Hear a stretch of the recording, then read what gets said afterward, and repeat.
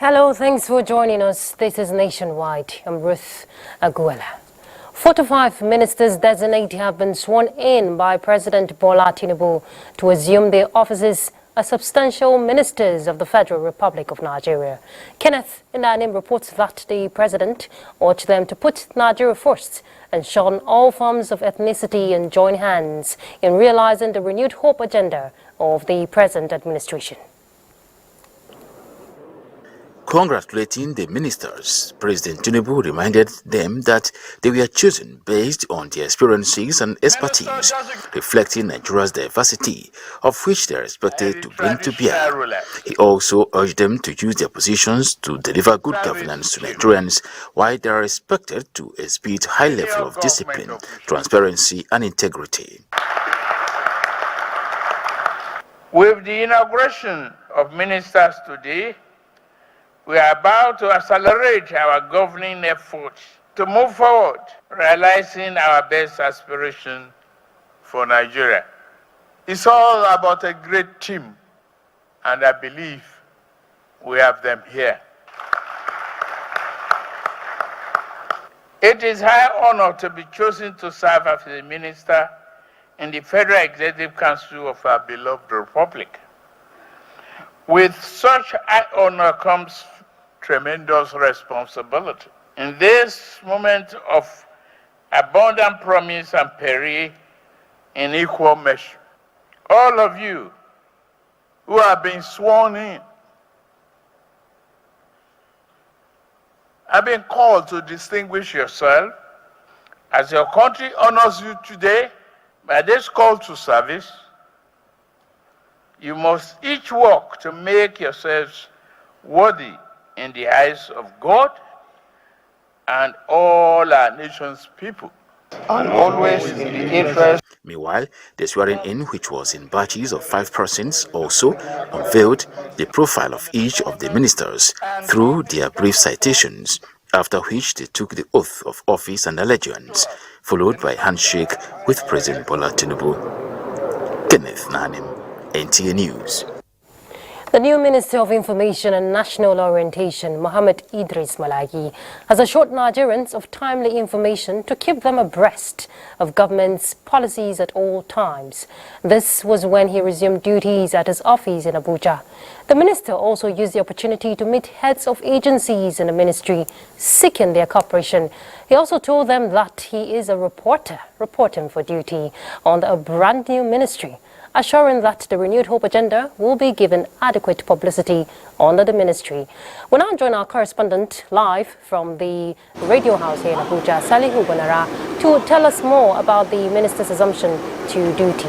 Gwanara, I'm sure you can hear me loud and clear. So what's the update following that assumption speech? Go ahead. Yes, Ruth Aguele, thanks for joining me here live. I can hear you loud and clear. Indeed, like you pointed out, the brand new Minister of Information and National Orientation, alongside 2 other ministers, that of art, culture and entertainment economy, and that of tourism, immediately after taking oath of office, interacted with staff of the relevant agencies, ministries, and heads of head and chief executive officers of their relevant ministries, agencies, and parastatal at the same time. And what the take-home message specifically for now is just they've shown commitment and willingness to carry along everybody as they carry on with the task of actualizing the renewed hope agenda as mandated to them by the President, Bola Ahmed Tinubu. And like as the President did advise that they start work immediately, I think that, according to the tradition, also make them immediately engage the relevant stakeholders, especially the Chief Executive and Director Generals, like I did say.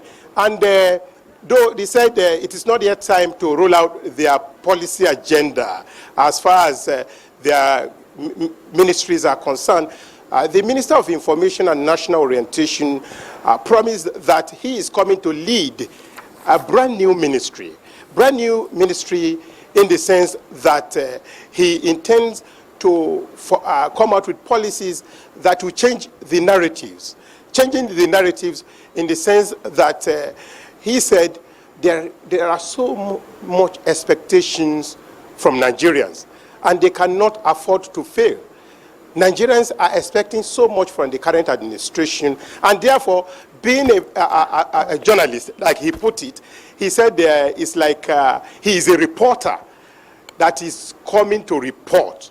So that means he knows, he said he knows everything that has to do with the ministry he has been assigned to pilot. And to him, he said it's like homecoming, that is not new to what is happening before now at the ministry. All right, Gwanara, I like the part where he said he's a reporter reporting for duty, where he also called on media houses to be open-minded in terms of truthful reportage. What do you make out of that? Yes, you know, media is key in the democratic, in our nation's democratic journey. Let me put it that way. There's nothing you can talk about in democratic society like Nigeria, and you won't talk about the critical role of the media. The media, he being a veteran as well, he knows the importance of the media. And what the message he sent to the media is Nigerian media should please be truthful in their reportage. Truthful in the sense that he also assured to run an open door government. He said he's not going to hide any information, he's not going to lie, that he's going to say it as it is. And therefore, to achieve the desired result, he will need the collaboration of the media. And in this sense, media should be truthful in whatever they do. And Gwanara, just before I let you go, of course, we saw the Minister of Arts, Culture and Creative Economy and also the Minister of Tourism, you know, in collaboration, all working in synergy from what has been said so far. What did you deduce, you know, going forward from that? What are Nigerians rather going to expect going forward in terms of synergy and collaboration? Yes, interestingly, you know, to them, they feel splitting the ministry into three is an advantage to a nation like Nigeria, that they are going to use their expertise to diversify and make sure they achieve the main objective, which is, for instance, that of art, culture, and entertainment economy. She actually said that has been her dream ministry. This is because of her passion, that she's a script writer. She knows so much about that sector, and promised to deliver to the best of her ability to make sure Nigeria get value for that sector.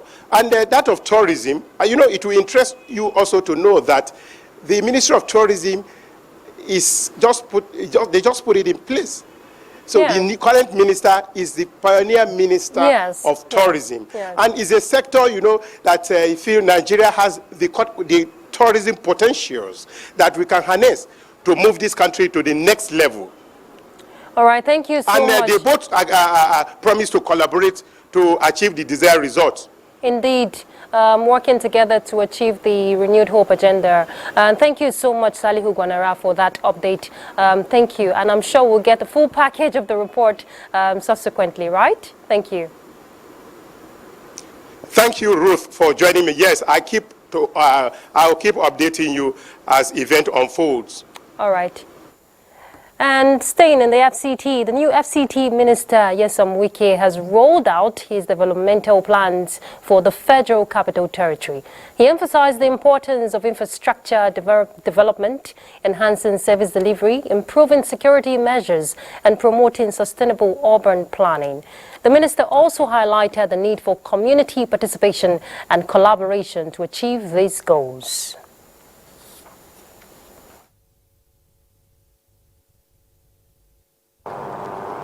That Federal Capital Territory Abuja should be one of the cities that are competing with other cities of the world. We cannot do it alone. We need the support of everybody, particularly the media. We cannot do everything within this short period. In terms of physical infrastructure and the rest, that will be medium and long time. But I think they expected within the short time that we must do. I all know. What is the public complaining? What are they talking about in the FCT? Security has gone down. We are ready to provide the necessary logistics to all the security agencies to do their work. So the issue of security is germane. For us, and Mr. President has told me whatever it is required, we must make sure Abuja is safe. All right, let's also inform you that the Minister of Solid Minerals, Dele Alake, has also promised to sanitize the mining industry to attract investors and be a major revenue earner for the federal government. He stated this on assumption of duty. Minister of Steel Development, Shuaibu Audu, and the Minister of State for Steel Development, Megari Amadu, has also assumed duty with a promise to revamp the steel companies. Actually, if you all can really sit down to analyze the global trend in economic development, you note that hydrocarbon is fading out. That is the oil. It's fading out. Now you are having, the world is moving towards alternative. You have gas, you have electric cars and all the like. So what this means in essence is that the petroleum industry is on a downward trend. Now, what is the next fundamental economic growth factor for Nigeria? Is solid minerals. Let's also inform you of what the Minister of Steel Development, Shuaibu Audu, and Minister of State for Steel Development, Megari Amadu, also stated. There are many steel mills and there are many steel companies in Nigeria. You cannot tackle all problems all at once. We are going to do it in a gradual process to try to achieve our objective. Potentials of the newly created ministries like the marine and blue economy, the separation of gas from petroleum, guest on NTA's Good Morning Nigeria say, if holistically harnessed, will be a game changer in positioning Nigeria towards sustainable economic growth. Let's hear more from Lydia Sampson. Though all sectors of the economy are critical, guests on Good Morning Nigeria believe the marine blue economy is a gold mine waiting to be exploited. This is a very wide area which has capability of bringing billions of Nigeria, to, the economy of the country. So I believe that we must commend the president for thinking out of the box and for bringing in these new ideas. They are also optimistic about enormous opportunities in the separation of gas from petroleum, offering a favorable window for the export of Nigeria's gas resources to Europe. They are urging relevant ministers to work in synergy across the value chains for results that will reduce the effect of high cost of living conditions facing Nigerians. In this regard, they say prioritizing adding value to agriculture is key. Faces in this country today is this issue of operating in silo mentalities. Government must operate as an entity. There must, be created some measure of synergies between the various agencies, departments, and ministries of government, so that there will be the necessary transparency and openness that will allow free flow of information, and expertise, across the spectrum of these agencies, so that they are more efficient, they are more productive, and they are more beneficial to the society in general. The guests insist that the president's eagle eye and supervision must be sustained to keep the ministers on alert and mitigate what they call economic recklessness in the country. In Abuja, Lydia Sampson, NTA News. Lagos is our first stop nationwide as we join Michael to give us a few reports from that end. Michael? Hello, Ruth. Creation of new ministries by the President Bola Tinubu administration has been described as catalyst that will achieve the economic diversification of the federal government if the right policies are put in place to harness the untapped potentials in the new ministries. Joe Popola went to town to seek the views of stakeholders on the new ministries. A paradigm shift in governance away from oil and gas revenue to other sources of income has always been the consensus of Nigerians. With the new ministries created, experts say the new administration is thinking outside the box in its quest to change the narrative of the nation by pursuing economic diversification. The orange and blue economy stakeholders say will further create jobs and generate revenue that will rejuvenate the nation's economy towards good governance. AU have estimated that about 300 billion is generated from marine economy annually in Africa, creating job in the process and all that. So we're looking at new frontiers too of seabed biotechnology, exploration of resources deposited by Mother Nature. That long ocean line from Cross River all the way to Lagos is a huge asset. And we want to pay attention to it and be able to monetize it, put it to the benefit of the citizens of this country. Respondents agreed that the structure of the new ministries should be defined in order to evaluate and monitor the operations of the ministries for utmost successes. It's a brand new ministry. We definitely need to put together its own vision, which must be along the corporate vision, what the government has seen for creating that particular ministry. When you appoint ministers, the ministers too would have to be equipped with, people that would work with them too, for the purpose of moving the country to the next level.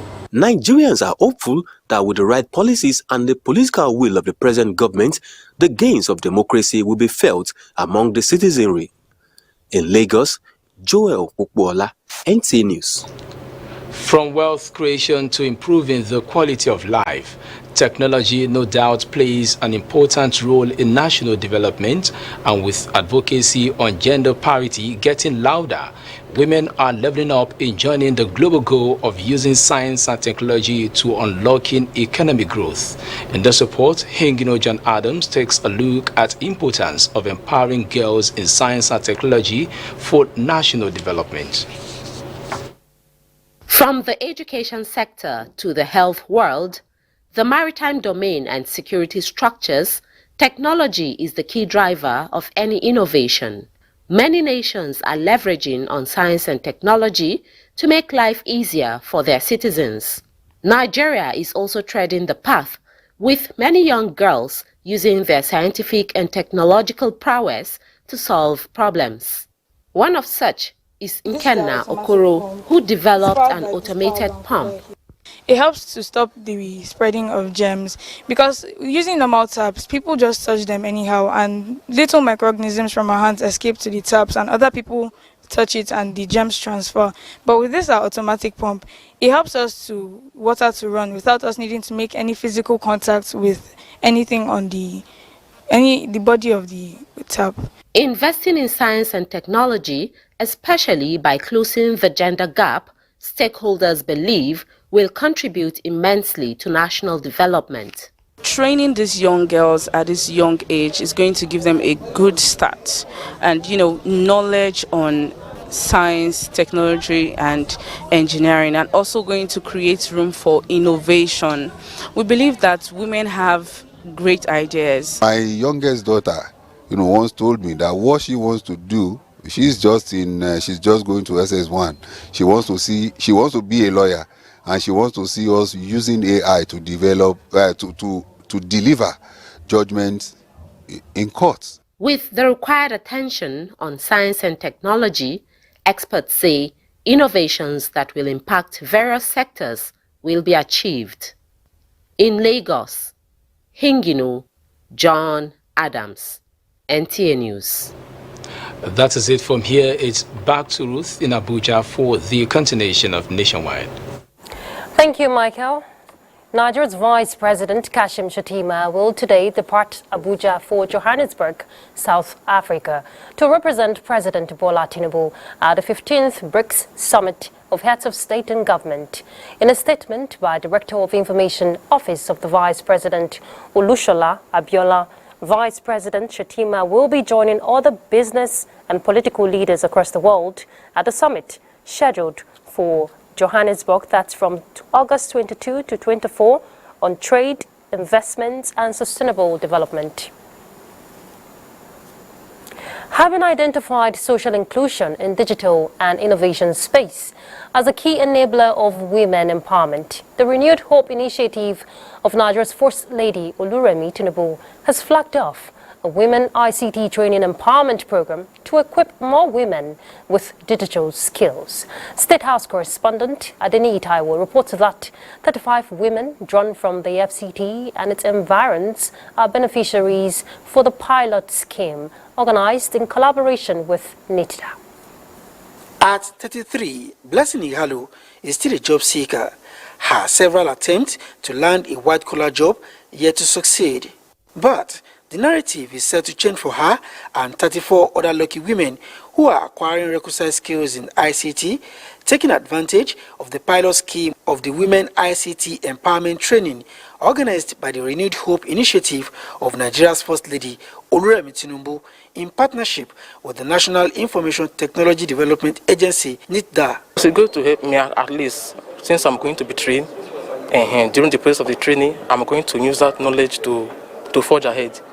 At least I'm not going to remain dormant. I'm not so good at the ICT field, but I guess it's going to impact more women and young ones to achieve and to have that experience and knowledge of ICT. I'm going to create a website and also create an Instagram account for my business too.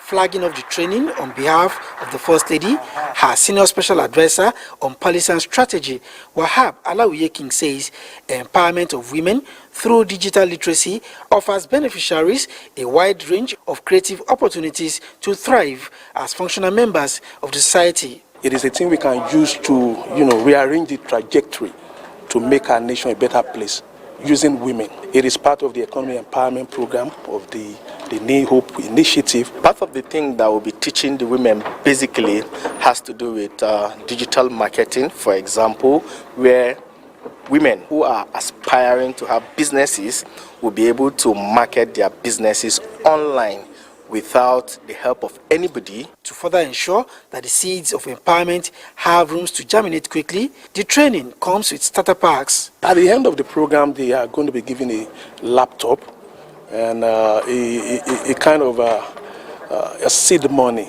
to support them, to kickstart whatever they want to do.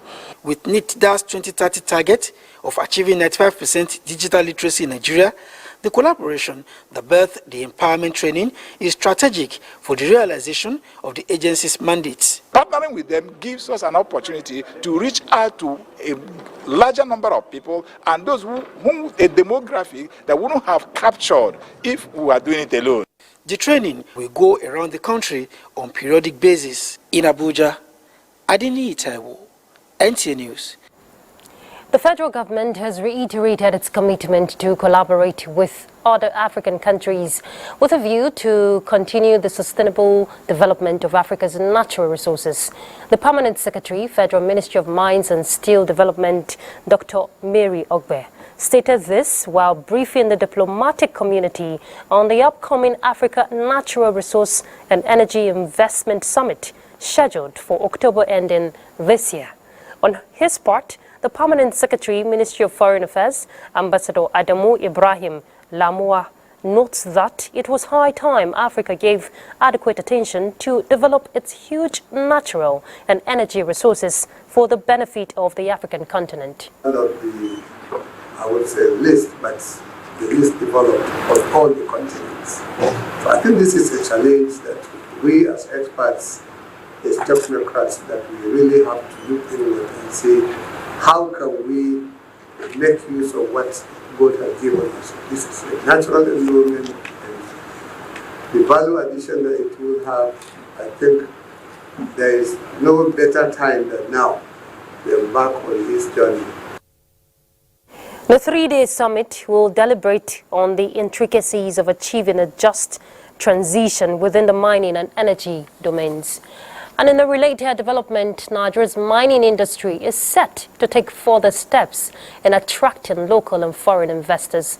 Permanent Secretary, Ministry of Mines and Steel Development, Mary Aguele, gave the assurance at a press briefing unveiling the activities for the 2023 edition of the Nigerian Mining Week coming up in October.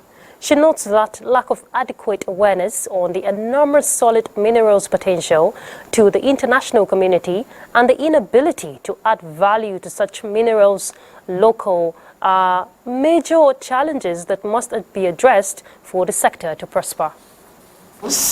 Mining companies, investors aimed at unlocking the full potential of Nigeria's mining industry.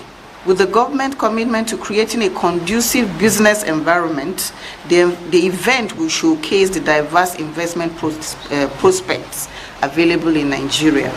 The whole world is in transit from the era of fossil energy to green energy.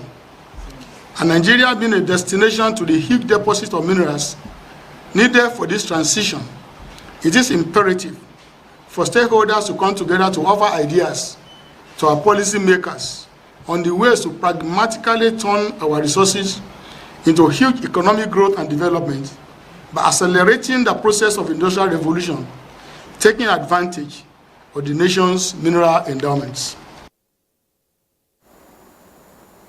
A look at health. The federal government has commenced e-birth registration in 22 priority states to guarantee effective planning for development. Sokoto is one of the priority states. And we have Lawali, our correspondent, Lawali Salihu, at Runjin Sambo Primary Health Center in Sokoto North Local Government Area for an update on that initiative. Lawali, e-registration, this is a good development looking at data. Can you hear me? Good afternoon. Can you hear me? And this registration, Lawali? electronically about. Okay, let's just join him. He started, so Hello? Let's just connect. Lawali, go ahead. I was going to ask you a question, but I hear you already talking. I wanted to ask you about the initiative, the e-registration, e-birth registration, which is a very good initiative. Data is very important, especially at this time. So go ahead, please. Okay. Yeah. Okay. Ruth, good afternoon. Let me just give a recap of the exercise now when it started. All right. Now, which is giant stride of the federal government of the projection of birth and death registration electronically of about 12 million under 5 children here in Sokoto.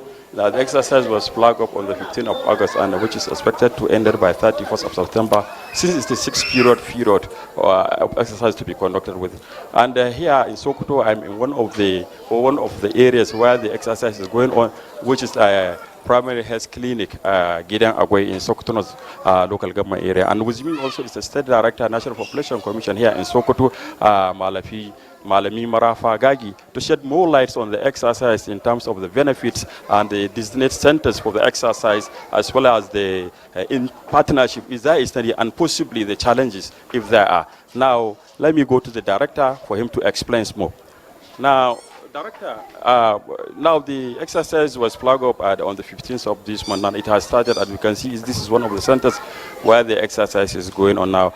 Can you shed more light on the benefit of the exercise, I mean the e-registration, for the Nigerians to know? Now, the National Population Commission has been carrying out a session of births and deaths as far back as 1992, mandated by decree number 69, now at 69. And as you know, things are changing worldwide. We want to be in the global community, and that's why Nigerian government decided that we should try and see that we have changed from analog to digital. And that's what we are doing at the National Population Commission, changing the social of birth and death from analog to digital. And you know very well that the benefits of having data in electronic form has many advantages. We need to integrate data, all those agencies performing responsibilities in the country, like the issuance of driver's license, international passport, national identity, voters card. We need to have an integration, and we can only achieve this through these digital processes. And that's why we are changing the issuance of birth certificate. Now we are giving, it's now going digital. Yes. Now, obviously, Director, I know partnership is paramount in cases like this, or rather in issues like this of e-registration. Now, what measures do you put in place towards the success of the exercise in Sokoto? And also, how many centers so far do you have in Sokoto State for the exercise? We have informed you earlier during the plug-up that we have a working partnership with the National Orientation Agency, NOAA. They are in charge of a licensed general public. And then this exercise so far is being assisted by the UNICEF. And then we have also working collaboration with State Primary Health Care Agency and Sokoto Minister of Health and the Sultanate Council as well. The traditionals are put in hand. And we have, in Sokoto State, we have 244 wards, and or what INEC call the session centers. And in every ward we have deployed 3 ad hoc staff, plus health facility worker, and at least in every ward we may have 1 or 2 reception centers. So those are the centers that we have, so at the state. Now, you heard from the State Director of National Population Commission here in Sokoto. That is the much you can have from us in Sokoto. All right, thank you very much, Lawali, for that update. That's a very good initiative. Well done. All right, we'll take a break. So please, you don't go anywhere. We'll be back. A warm welcome to NTA Makudi Network Center. I'm Charles Abba, and let's begin with a kidnap report. The Nigerian Medical Association, Benue State chapter, that earlier appealed to security operatives, state government, and political leaders from Sankara axis to help secure the release of Dr. Asema Mswega from his abductors, is to embark on a 3-day warning strike to drive home his quest. Chairman of the association, Dr. Ushakuma Anenga, who spoke with Blessing Omeche Ebute, reveals that the victim has been in captivity since last month.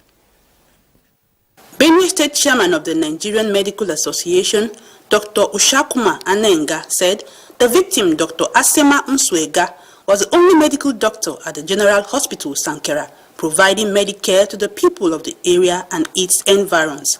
On the Sunday, 23rd July, just last month, he was on his way in the line of duty. He was on his way to supervise a state malaria program, one of the primary health care centers, when he was abducted. And since then, he has been in captivity. He lamented that the kidnap makes it the second adoption of a medical doctor in the past 3 months within the state, a pattern which cannot be ignored. We need to put an end to this. We're not just looking at this case, we're looking at what might happen. Doctors have been going about their normal duties. We've been patient because it's not easy to provide health care when you are not stable, when you have a colleague agonizing in the hands of kidnappers. He appealed to the government to reinforce security around health facilities, particularly in crime-prone areas. Police Public Relations Officer in the state, Sewese Anene, while confirming the development on the phone, assures of the force resolve to bring perpetrators to book and release of the victim. In Makudi, Blessing Omeche Ebute, NTA News. And a report from the agricultural sector says the source of income for most rural communities in Nigeria is largely agriculture. Apart from the insecurity that has threatened food production across the country, lack of access road and modern farm inputs have been identified by experts as major factors that hinder optimal agricultural production in Nigeria.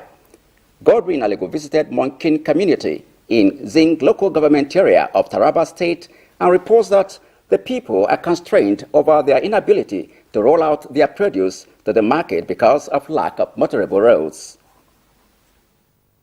The people of Monkin community are major producers of food crops such as yam, groundnut, cassava, maize, guinea corn, and a host of others. Investigation has revealed that the people of Monkin, who are of Mumuye extraction, are the first to harvest new yam in the entire northeast geopolitical zone of the country. A visit to the community shows that as early as June, their new yam, widely known as Mumuye yam, and groundnut have already found their way into the market in large quantity. Their farm produce is, however, being threatened by the lack of motorable road to the community for the farmers to get value for their produce. A yam dealer in the community said, apart from the difficulty in accessing agricultural inputs because of their high cost, their other major challenge is the lack of motorable road. This time around, we have groundnut available, even the cassava, if you go inside the market, and the yam, they are available there. We used to produce all these things, but we always have challenges in some area which affect we farmers in the village, such like roads. Head of Zinc Local Government Administration, John Sylvester, expressed the hope that the Abuja First-led administration will in no distant time come to their aid and rehabilitate the road to the community for the farmers to roll out their produce. Monkin community is about 12 kilometers away from Zinc, the headquarters of the local government. From Monkin community in Zinc local government area of Taraba State, Godwin Inauguration, NTA News. That report runs off a contribution from Makudi. Ogochukwuka is in our Benin Network Center to continue with the news.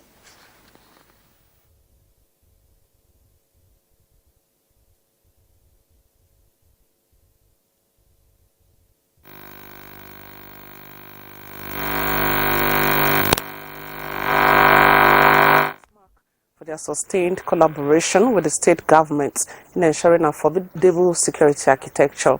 He says it has guaranteed the protection of lives and property. The governor said this when he received the General Officer Commanding 2 Division, Major General Valentine Okoro, on a visit to the state. Good luck, Enaini reports. Governor Baseki told his visitor that the state is becoming attractive to investors, noting that this couldn't have been possible in an atmosphere devoid of security. He says the presence of army formations in some part of the state is a booster.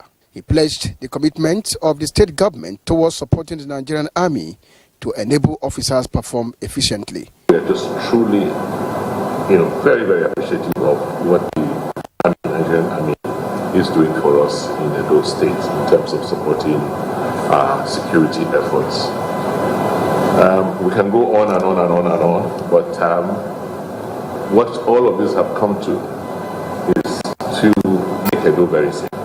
Edo is very, very safe. Major General Okoro assured the governor that the army will continue to perform its constitutional role and appealed to citizens to say something whenever they see something. We will ramp up our efforts and making sure that citizens and residents continue to live in an environment that is devoid of insecurity. Major General Valentine Okoro took over as the 44th General Officer Commanding 2 Division of the Nigerian Army on the 13th of July this year. In Benin, Goodluck Enaini, NTA News. Elsewhere, wife of Edo State Governor Betsy Obaseki says to attract rapid development and investments in the Niger Delta, lasting peace and stability must be sustained. This was during the inauguration of Student Union Government for all higher institutions in the Niger Delta region, which took place at the University of Benin Teaching Hospital, UBTH. Again, Goodluck Enaini reports. It is majorly a youth affair, as leaders of various youth groups representing the 9 states of the Niger Delta attended the event. Wife of Edo State Governor Bessie Obaseki, represented by the Senior Special Assistant to the Governor on Media and Publicity, Peter Okonkwo, drew attention to the pervasive crises and conflicts that have plagued the region, compelling some major multinational companies to relocate elsewhere.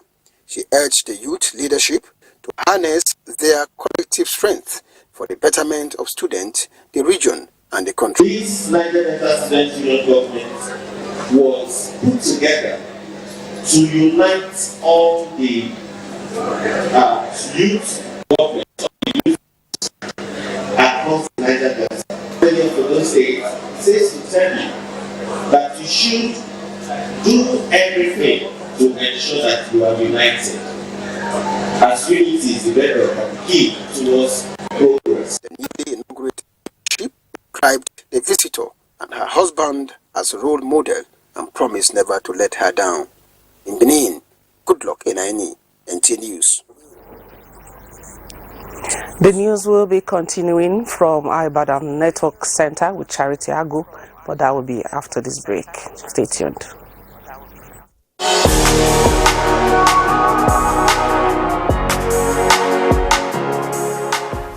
Allah gives power.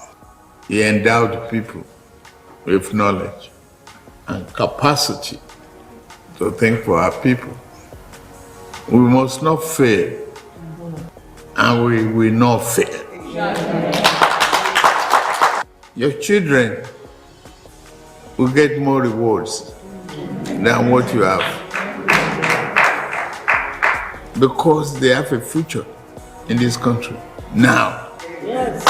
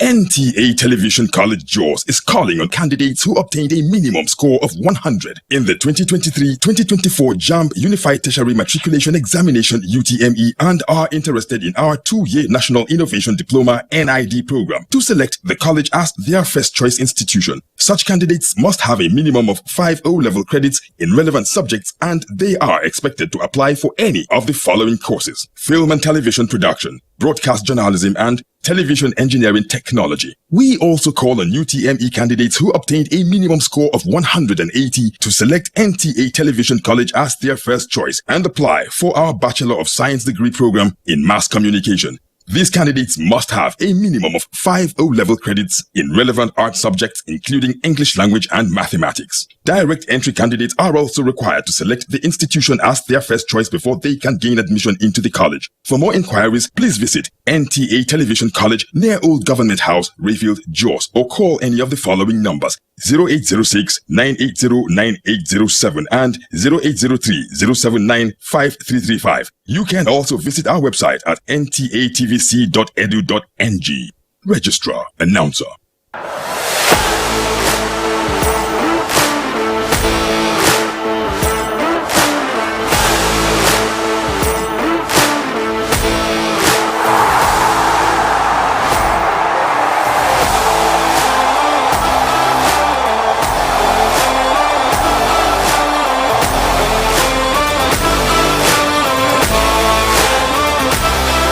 Sportybet sponsors coverage of the Italian Serie A.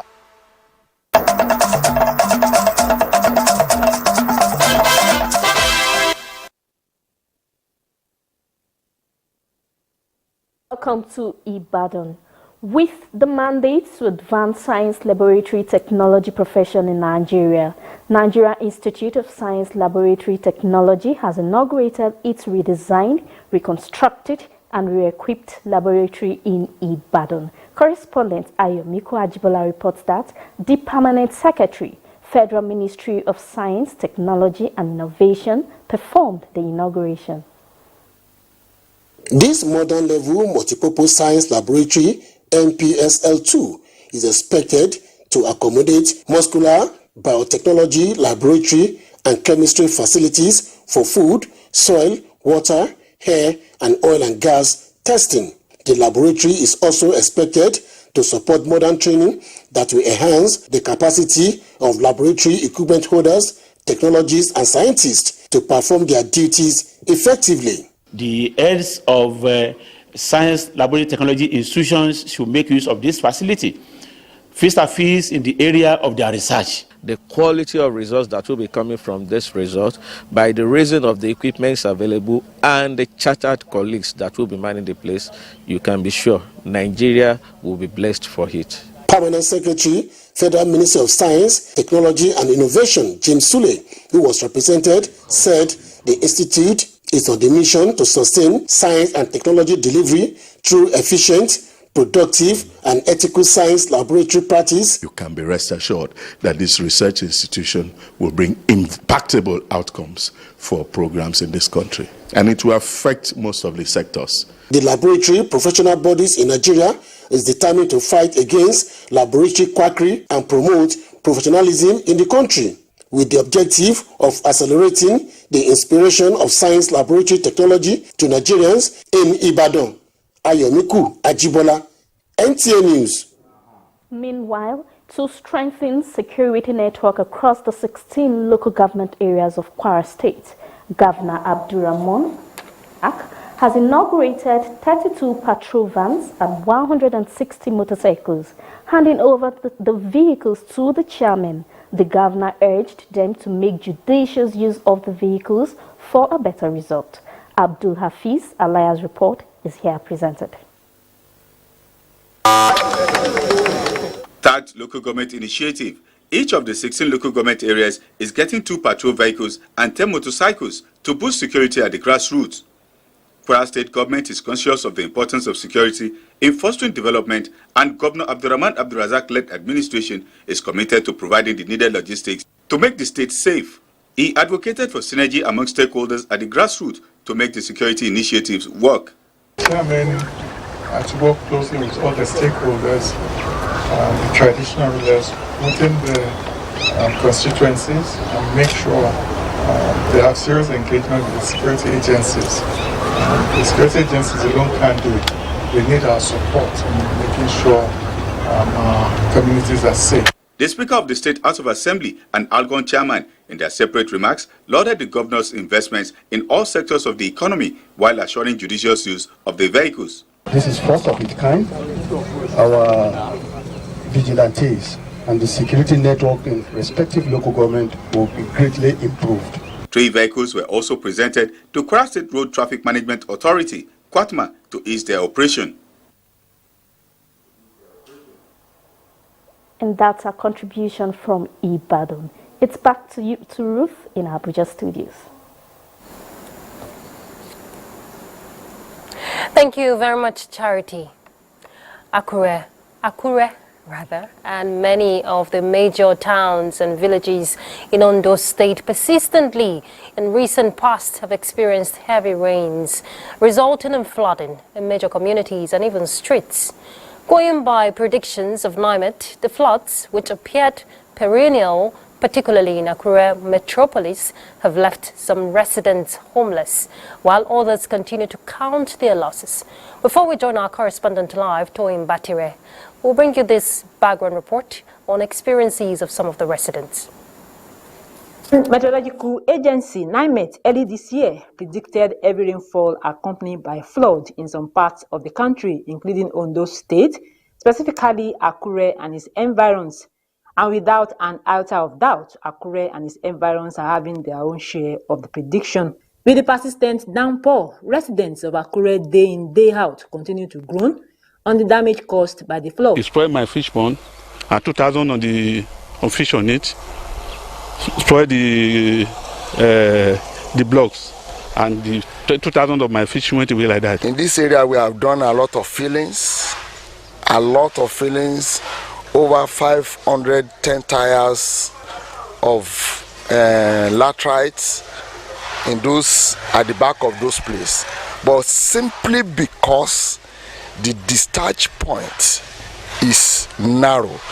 The only help that we need now is the government dredging. However, building of structures on floodplain and dumping of refuse in river courses have been identified as some of the factors responsible for flooding in many parts of the state, as residents are warned to desist from improper disposal of waste into waterways. In Akure, Toyin Batire, NTA News.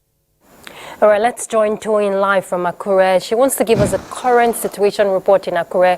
Now, Toyin, we understand that residents can no longer sleep based on your report with their two eyes closed whenever it rains for fear of losing their property, even in areas that are not prone to floods. What is happening?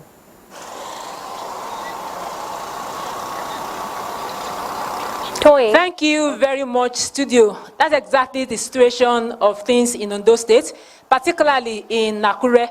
Residents are really devastated as a result of this flood, which is usually caused by the persistent rainfall. Houses have been deserted, property destroyed, and many lives have been lost. And Ondo State government has tried and is still trying to mitigate the impact of the flood, but situation seems unabated. Presently, I'm having with me a meteorologist, Professor Emmanuel Okogwe from the Department of Meteorology and Climate Science, Federal University of Technology, Akure, will be telling us more on flood control. Sir, please, can you tell us how this flood can be controlled? Well, it can be controlled by ensuring that the drainage channels are cleared regularly, and then also ensuring that people don't dump refuse in the drainage channels and the river channels, which is the habit of many people. And to do that, the commissioner should actually step up their campaign and against people dumping refuse in the drainage channels. And then also they have been doing excavations, which you can see all over. But if you are excavating and people are redumping, then it makes no sense. So it is to have a good orientation campaign to get people not to, Thank you. Yeah. Thank you very much, sir. I'm having with me the Commissioner for Environment in Ondo State that will be telling us the efforts of the state government in controlling this flood. Sir, please, can you tell us what the Ondo State government is doing to make sure that residents are happy living here? Thank you so much. We thank God for the governor that we have, Arakulatu and CON, who has in place structures back up with finance to make sure that we ward off flooding in Ondo State. For example, we have about 3 amphibious excavators already in use now, and we are planning to get more under this emergency situation, to have additional 3 to make sure that we stem the tide down. And apart from that, we have... Residents are hopeful that all this thing will be a thing of the past so that they can begin living their own normal lives. That's it from Akure. Thank you so much, Toyin, for that update. Our correspondent there, Toyin Batire, giving us update on mechanisms put in place by Ondo State government on response and mitigation for flooding, which is inevitable, actually, but we can do the needful. And that's nationwide. Thank you very much for your company with us. I'm Ruth, Aguele. Do have a beautiful evening. Bye.